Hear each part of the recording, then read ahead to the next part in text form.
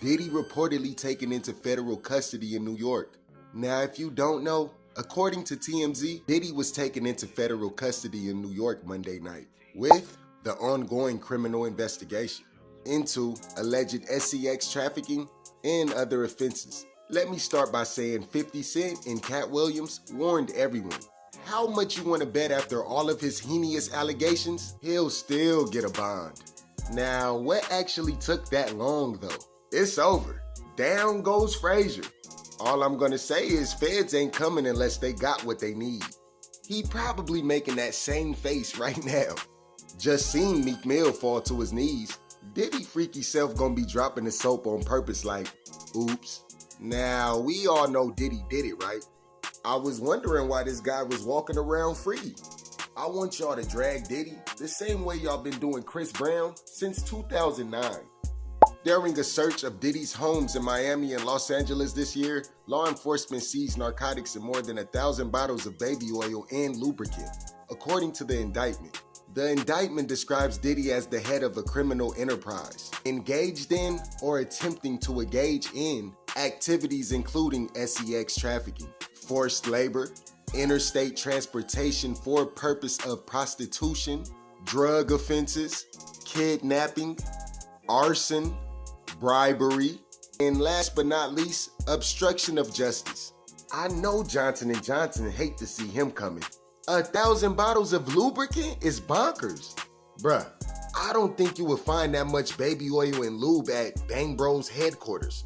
Cat Williams probably somewhere saying, I told y'all so. And Kanye West told us years ago that Diddy was a fed. Hey Diddy, ain't no slipping away from this one. He got indicted on a freako. Good morning, everyone. My name is Damian Williams, and I'm the U.S. Attorney here in the Southern District of New York.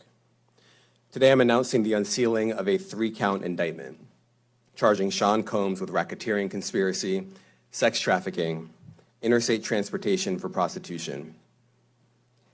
The indictment alleges that between at least 2008 and the present, Combs abused, threatened, and coerced victims to fulfill his sexual desires, protect his reputation, and conceal his conduct. As alleged in the indictment, to carry out this conduct, Sean Combs led and participated in a racketeering conspiracy that used the business empire he controlled to carry out criminal activity, including sex trafficking, forced labor, kidnapping, arson, bribery, and the obstruction of justice. Let me say a little bit more about the charges. The indictment alleges that Combs abused and exploited women and other people for years, and in a variety of ways.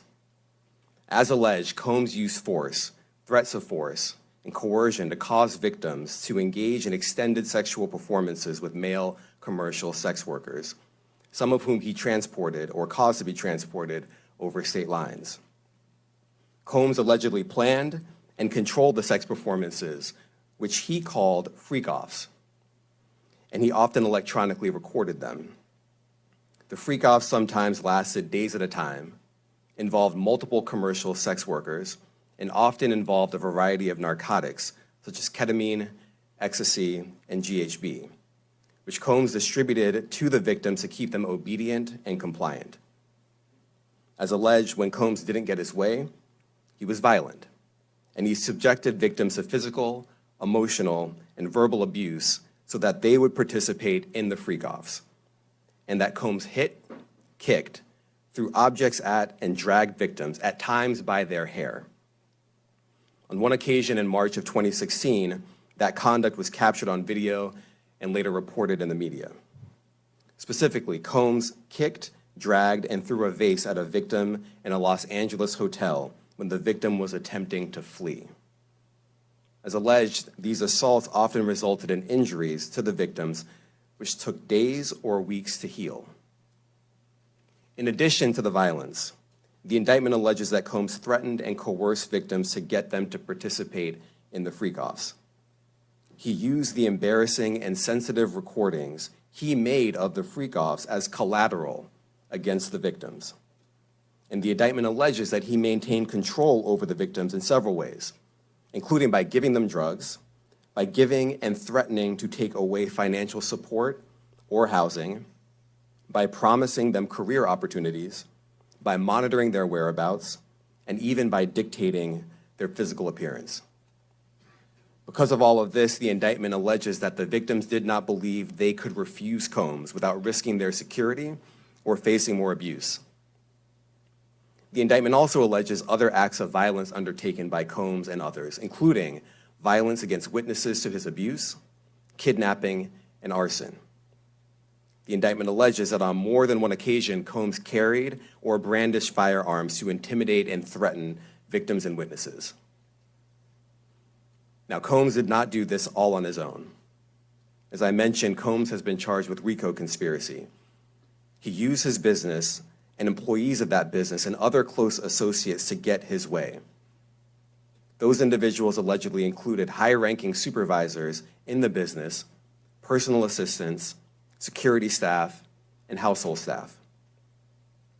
The indictment alleges that those individuals facilitated the freak-offs. They booked the hotel rooms and stocked them with the supplies, including drugs, baby oil, personal lubricant, extra linens, and lighting. When the hotel rooms got damaged, they helped clean it up. They arranged for victims and commercial sex workers to travel for the freak-offs, and they delivered large quantities of cash to Combs to pay for the commercial sex workers.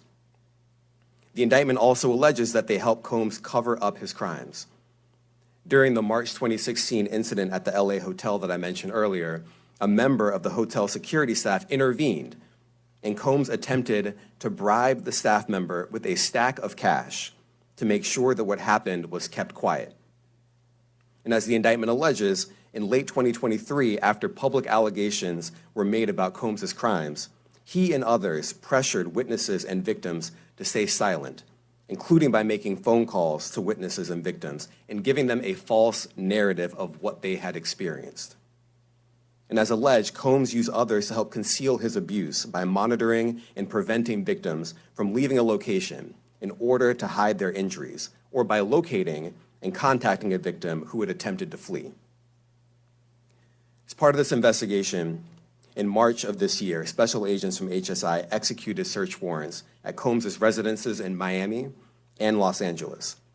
They also executed a warrant for Combs' electronic devices. During those searches, agents seized evidence of the crimes charged in this indictment.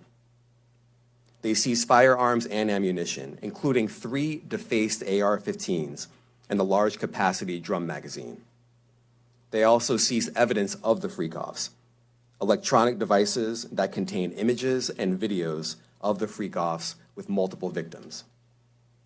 And they seized cases and cases of the kinds of personal lubricant and baby oil that Combs' staff allegedly used to stock hotel rooms for the freak-offs, more than 1,000 bottles altogether. Here are some of the items that we recovered during the searches.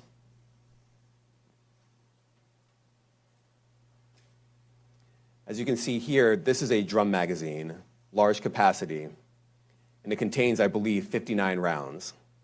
I mentioned as well, we recovered 3 AR-15s.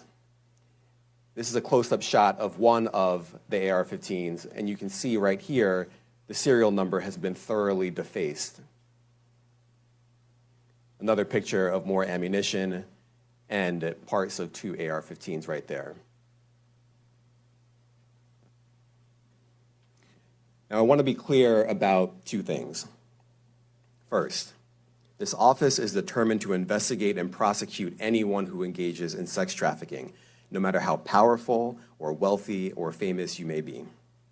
No one should doubt our commitment on that. A year ago, Sean Combs stood in Times Square and was handed a key to New York City. Today, he's been indicted and will face justice in the Southern District of New York. Second, we are not done. This investigation is ongoing, and I encourage anyone with information about this case to come forward and to do it quickly.